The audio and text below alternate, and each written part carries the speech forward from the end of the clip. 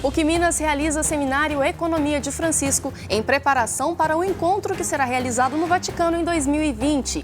Regional Leste 2 se reúne para preparar a campanha da fraternidade do próximo ano. E ainda, as vantagens e desvantagens dos bancos virtuais. Hoje é quarta-feira, dia 13 de novembro, e o Horizonte Notícia já está no ar.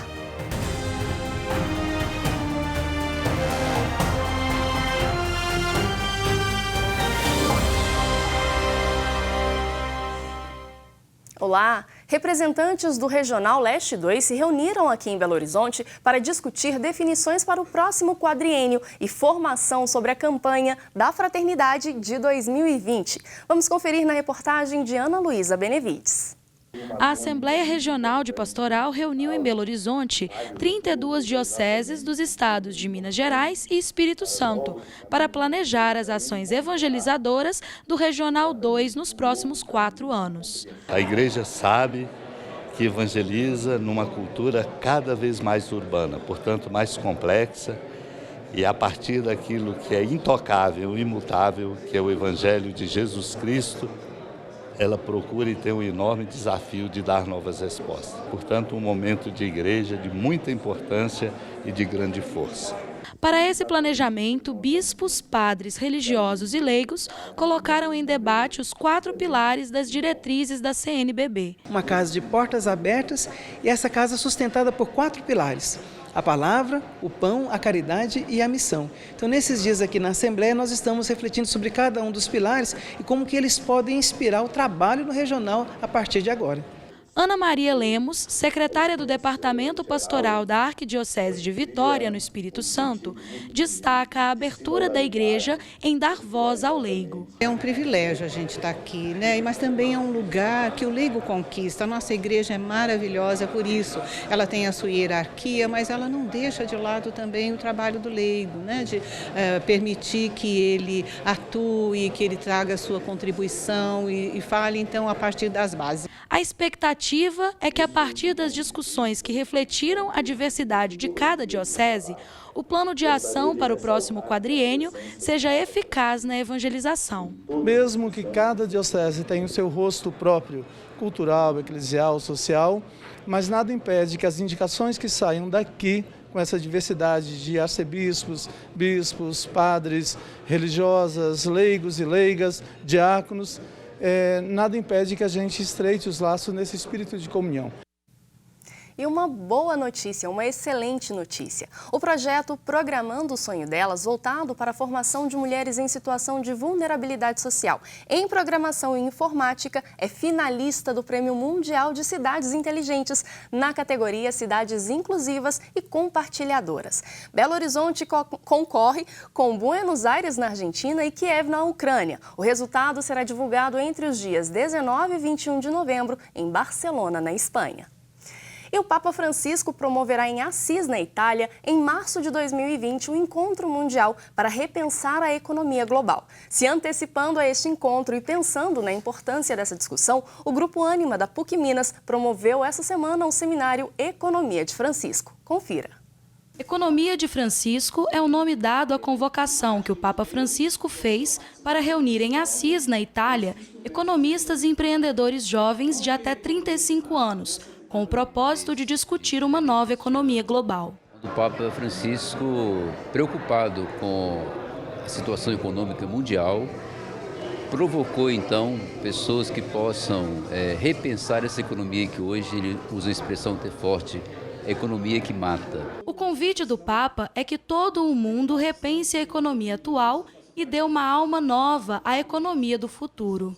É um empreendimento como outros empreendimentos que visem o lucro, mas também olhe um lado social, né, dessa comunidade ao redor, que também gere riqueza, mas não acabe com o meio ambiente, respeitando essa ecologia integral, como o Papa Francisco sempre diz, né? Para o evento em Assis, a PUC Minas inscreveu 3 projetos que foram aprovados.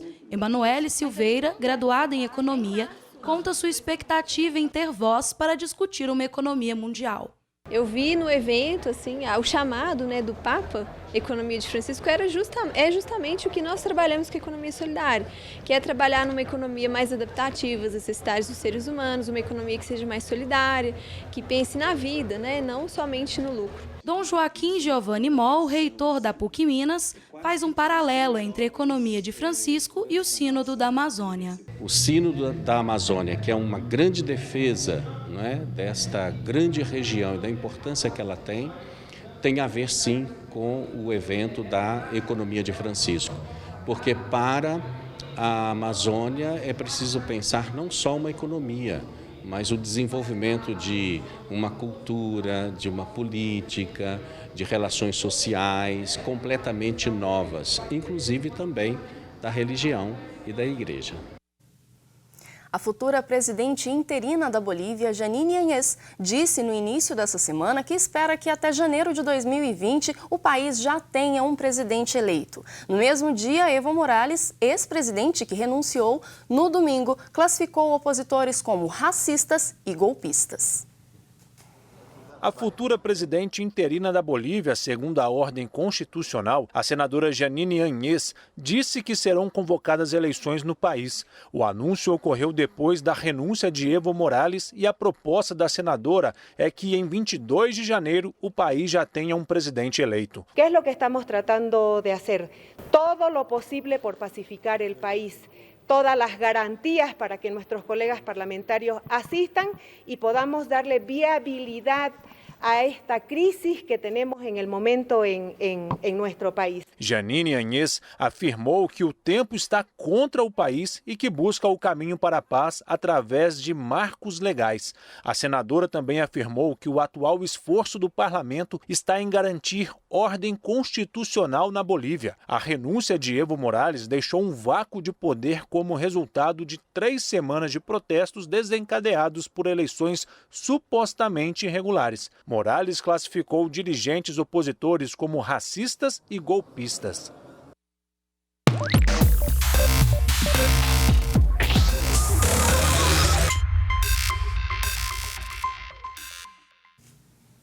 Uma pesquisa realizada pelo site Mercado Mineiro entre os dias 4 e 5 de novembro mostra que o preço da carne em Belo Horizonte continua salgado e as variações, dependendo do tipo de corte, pode chegar a mais de 170%.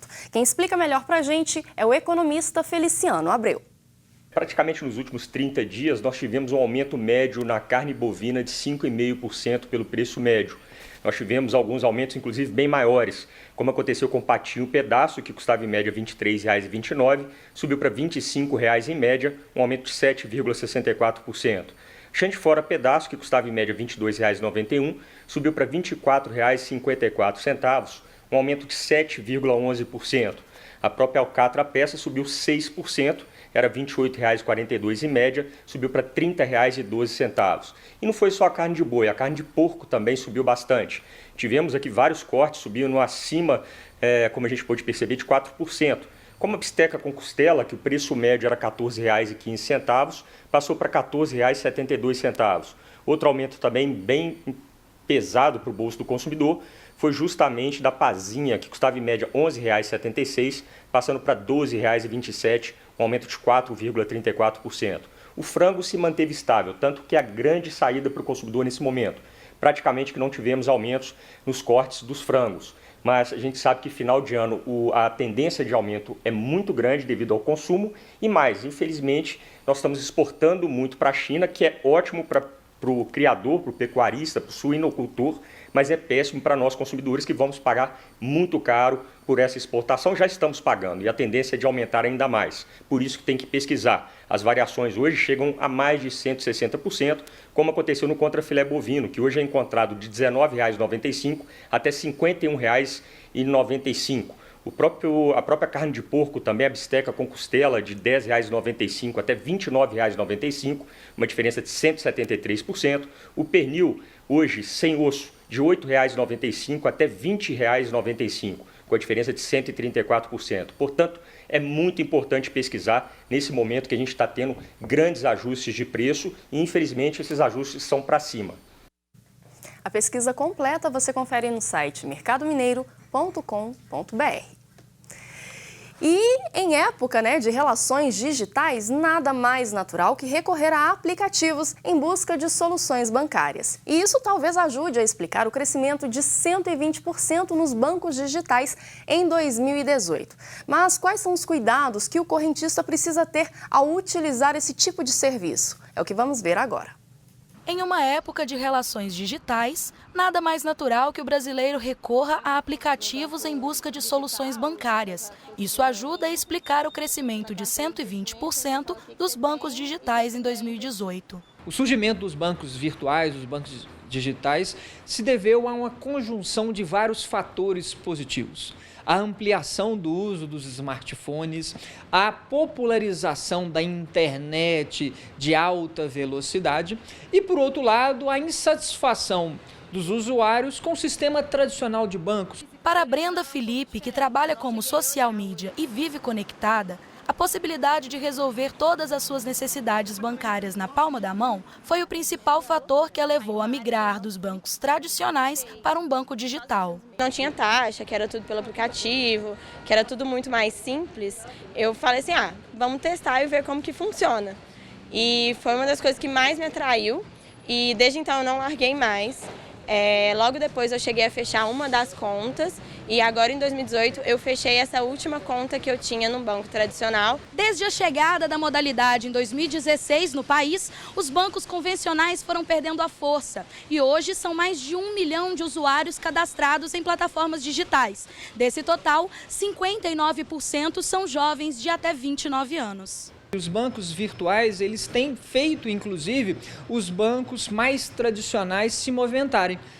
Alguns têm se movimentado na direção de criar os seus próprios bancos digitais, outros têm se movimentado na direção de trazer, de incorporar avanços que os bancos digitais trouxeram. São novas propostas que estão em busca de resolver problemas como as tarifas elevadas, mas entre tantos facilitadores, um ponto negativo é a limitação nos saques. Os bancos virtuais, como eles não têm agências físicas, eles acabam restringindo os saques ao sistema de banco 24 horas, caixa eletrônicos, e nesses locais sempre há um limite para saques.